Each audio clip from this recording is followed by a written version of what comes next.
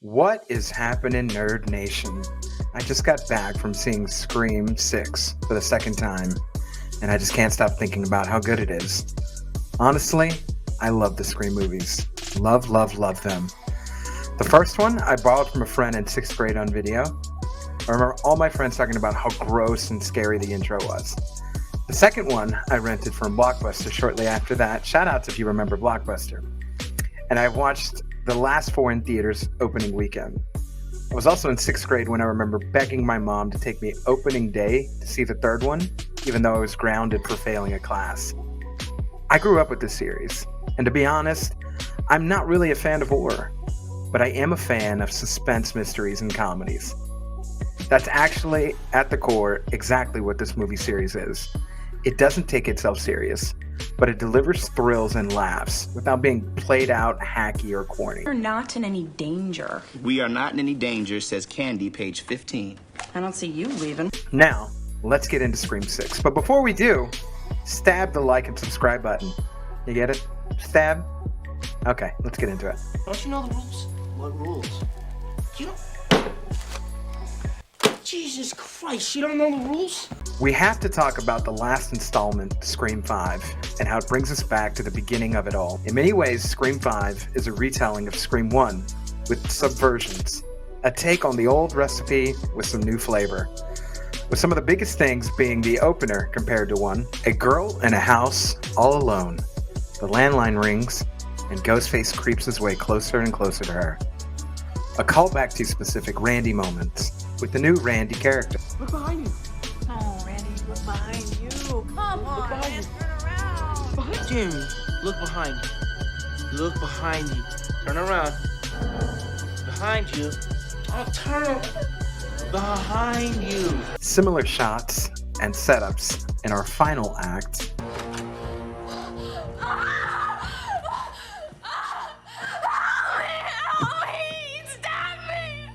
What do you think? Trap. An ending concluding at Stu Macher's house. Hello, you need to get out of that house right now. How do you know where I am? You're in Stu Macher's house where your dad and Stu killed everyone. Someone planned to get you there. You need to get the fuck out, Sam. Along with one of the killers being our main character's boyfriend and their accomplice. These are all a bit of a broad description of these events, but follow me here. What if Radio Silence is using the first trilogy as a blueprint to make their trilogy? Are you suggesting that someone's trying to make a real-life sequel? Stab 2? Who'd want to do that? Sequels suck. If we are following that thread, it's only fair to make the argument that Scream 6 did follow some of what we saw in Scream 2, and it brought us back to familiar elements from that movie. A retelling with subversions from what we're used to, showing us a similar setup with some new flavor. Let's compare similarities and break down Scream 6 properly through that lens. And who knows, if this is the way things are going to go, it may give us broad ideas for Scream 7 that borrow elements from Scream 3. Like maybe we get one Ghostface in that one, and maybe it takes place on a movie set. And maybe this Ghostface is somehow related to Sam and Tara. But that's enough ranting about 7. Let's get into 6. Most Scream movies all start off with a phone call. Scream 2, however, did not. It starts off with our characters giving commentary on the horror genre while attending the premiere for Stab, the in-universe Scream movie based on the Woodsboro murders 2 years prior. It's a dumbass white movie about some dumbass white girls getting their white asses cut the fuck up, okay? We are in public, and we're made to feel safe. Even through the chaos, surely no one would be crazy enough to go stab crazy at the movies, right? Right? No! We soon find out our characters are not safe there, and that action lets us know that this killer is more fearless than the last. Compare this with the killers in Scream 1, where many of the attacks happened in isolation. Fast forward to Scream 6, where we start with a call. Yes, it's like the others so far, but we change things up. Follow me here. It's not the voice of the killer, but we've seen this setup before. The killer has the technology to change voices, first introduced in Scream 3. Nothing new in that department, but we are safe in knowing our character is out in public again. What kind of harm can happen in plain sight? Nothing. Crisis averted, right? Right? No way. We got you. Not a chance. Not this time. We are safe for now. Same setup, but here we take a turn. In this instance, Laura is drawn outside into a trap. Ghostface gets away with his first victim in an alley with people around, thus completing the cycle of another kill in public. Returning to Scream 2, an offing in public, the place where we should feel the safest. And as if that wasn't enough, even the subway scene with multiple ghost faces is something we saw already in Scream 2 and is alluded to in Scream 6. They found a way to make it scarier though in Scream 6 by closing the space and allowing Ghostface to be stealthy, all while the danger feels even closer to us this time around. I think it's her father. Why can't they find her pops, man? Because he's probably dead. His body will come popping up in the last reel somewhere. In Scream 1, we are introduced to Cotton Weary through a brief news clip. And while his name is mentioned a few times, we never really see him in person until part 2, when Gale brings him in front of Sydney. And his ultimate quest is for him and Sydney to do a Diane Sawyer interview, so his name can be cleared once and for all, and he can capitalize on the fame a bit. But constantly, he says and does all the wrong things and pops up at all the wrong times. We take Sydney's side, and we see the movie through her lens. We feel what she feels, and every time there's an interaction with Cotton, it's awkward, unnerving, and the film doesn't do anything to stifle our feelings. This is onset by the boot shot at the library, him bumping into Gale after the attack on Dewey, and even up until the final confrontation, we're unsure of what side Cotton Weary's on. Long story short, he's on Diane Sawyer's side. Bet you that Diane Sawyer interview's looking real good right about now. Consider it done. Kirby is a survivor from Scream 4, who the audience had probably written off as dead until she's seen on a YouTube thumbnail in Scream 5 as Richie is watching YouTube breakdowns of the latest Stab movie.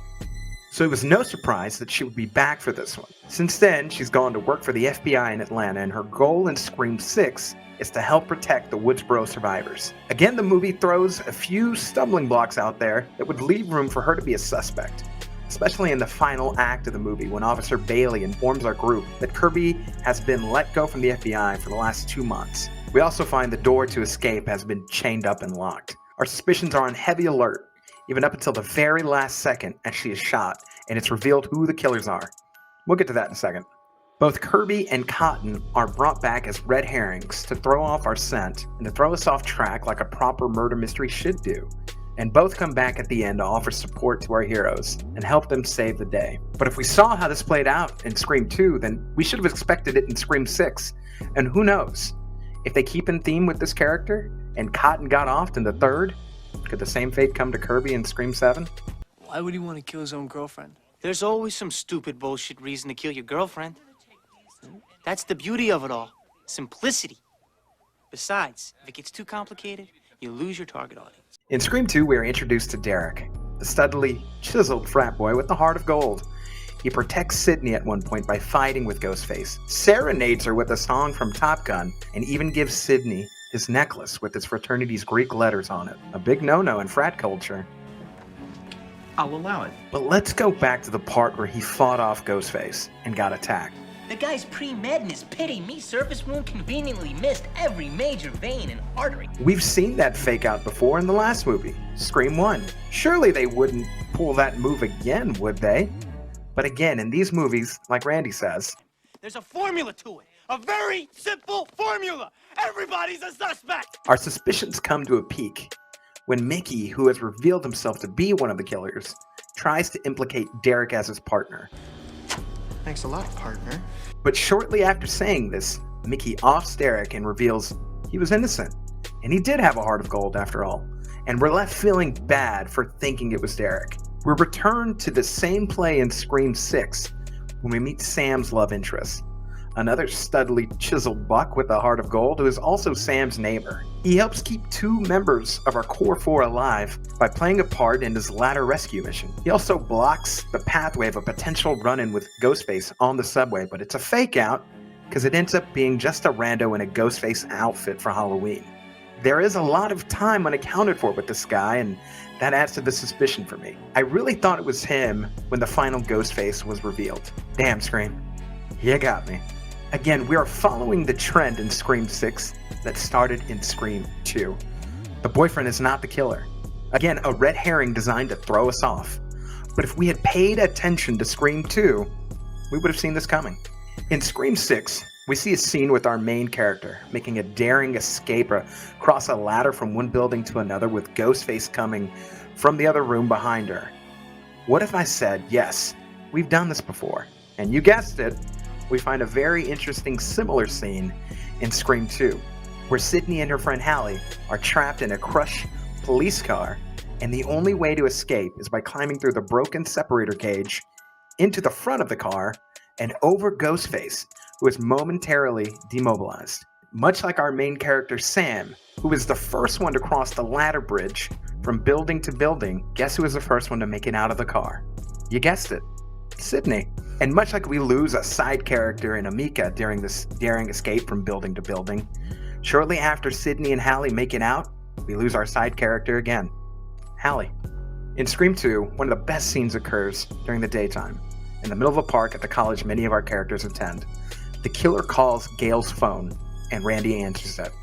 And it turns into Randy stalling to keep Ghostface on the phone while Dewey and Gail check person to person. The tension of our killer being close is intercut with comedy so well in the scene.